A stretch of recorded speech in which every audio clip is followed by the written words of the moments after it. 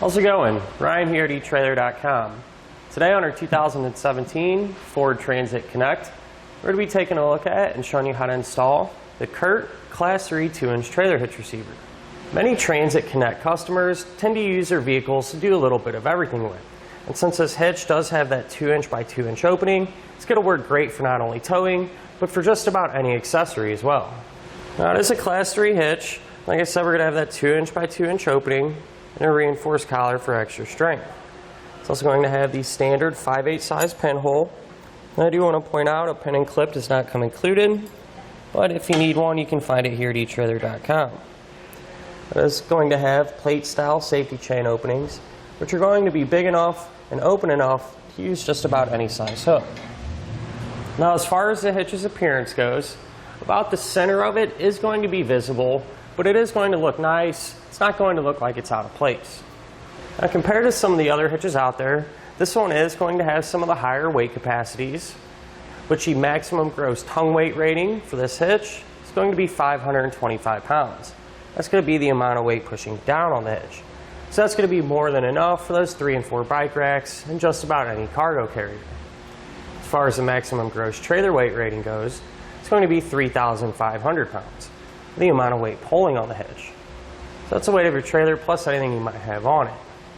Now, this can be used with the weight distribution system, which is a separate component, but if you are using that, your maximum gross trailer weight rating does increase to 4,000 pounds. However, the maximum tongue weight rating does remain the same. And I do want to point out, it is always a good idea to check with your Ford's owner's manual to make sure your Transit can pull that much weight. And if you plan on doing a little bit of towing, I would recommend picking up some trailer wiring. That way the lights on your trailer will match the lights on the back of your Transit, and you'll be safe and legal. And if your trailer has electric brakes, some of our customers asked us which would be a good choice as far as a brake controller goes. And what I'd personally recommend is the Red Arc because it's very small and easy to find a place to mount it because the dashboard isn't going to have a whole lot of space.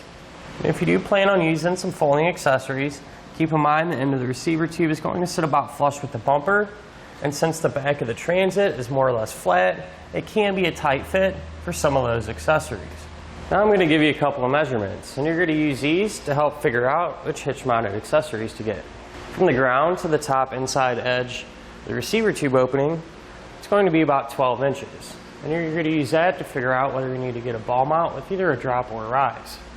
From the center of the hitch pin to the edge of our rear bumper, that's going to be about 1 inch. And you're going to use that to help figure out if any folding accessories you have can be stored in the upright position without making contact with the bumper. And one of the questions many of our customers asked us is if the hitch will work with the spare tire installed. And the answer is yes, it fits no problem. Matter of fact, you don't even need to lower it to put the hitch in place. Speaking of which, it's extremely straightforward and won't take up a whole lot of your time. Let's go ahead and put it on together now. To begin our installation, we're going to be working here underneath the back of our vehicle on each one of our frame rails. Now we can put our hardware in to each one of our attachment points. The first attachment point that we're going to focus on will be this one right here. So to get the hardware in, we're going to take the larger Fishwire and take the coiled end, push it through and out of this larger opening, a little ways behind it. We're going to take our larger spacer block, slide that over our Fishwire and our larger carriage bolt. We'll thread that on to the Fishwire.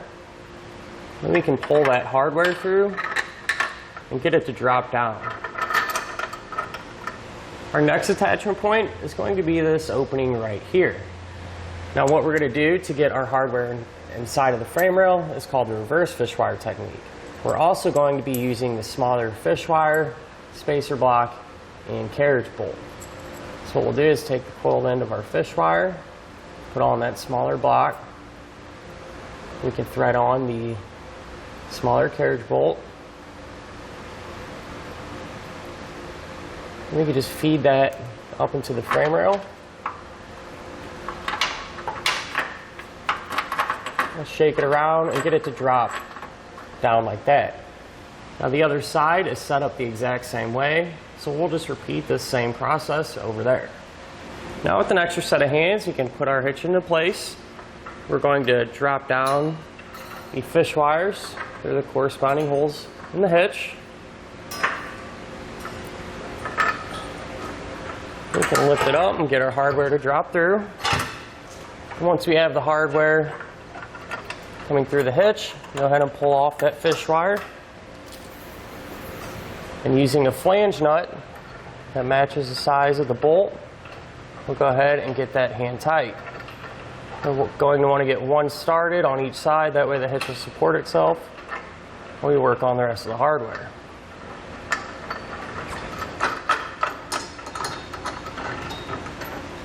Now, if you're having a little trouble getting the nuts started on the bolts because they want to push up, a little trick you can do is take a flathead screwdriver, kind of put some side pressure on that bolt with it, and that'll hold it steady and make it a lot easier to get the nuts started.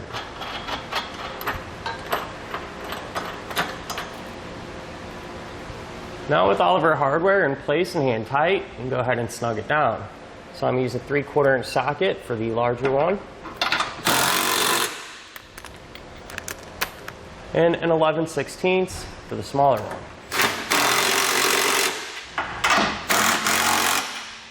Now we can go ahead and use a torque wrench to tighten all of our hardware down to the amount specified in the instructions.